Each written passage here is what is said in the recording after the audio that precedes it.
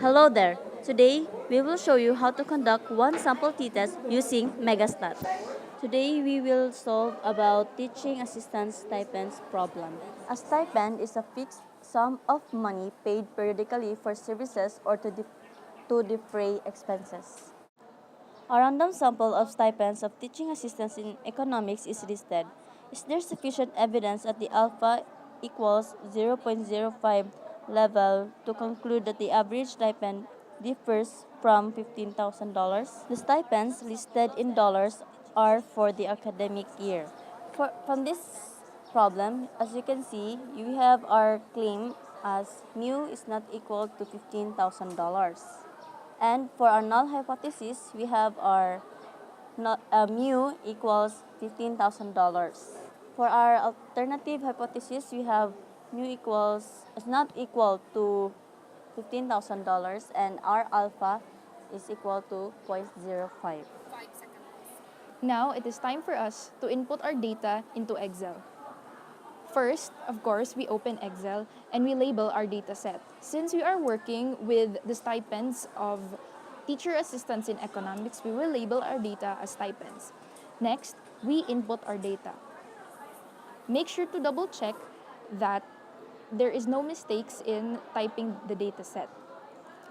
Unfortunately, in this video, we will not show you how to install the Megastat add-ons in your respective Excel programs because there are already countless instruction manuals and videos available on the internet for that. For this video, we will only be showing you how to use a particular Megastat function to conduct a one-sample t-test. Now, it is time for us to conduct the one sample t-test.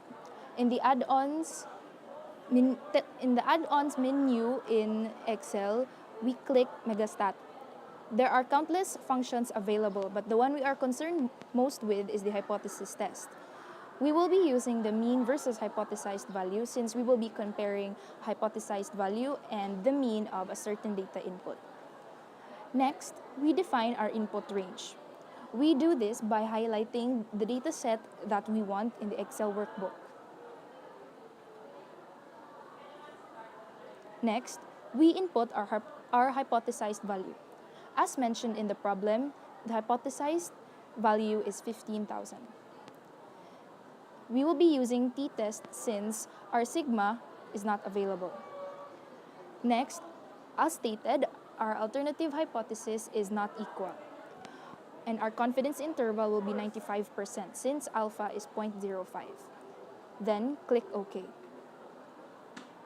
Displayed here is the Megastat output, and it tells us many things.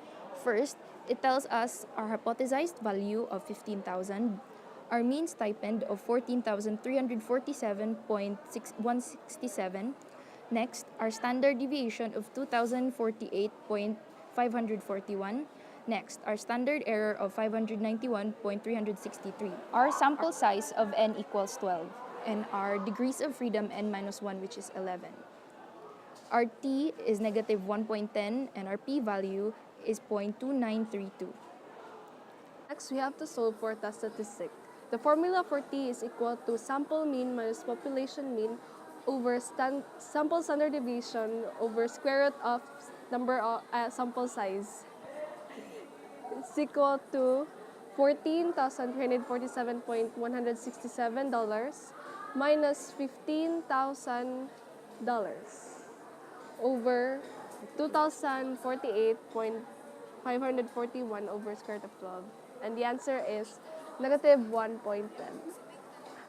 And our p-value is equal to 0.2932. For our statistical decision, we have failed to reject null hypothesis. There is not enough evidence to reject the claim that the average stipend differs from $15,000. We have failed to reject null hypothesis since p-value is greater than the alpha, which is 0.05.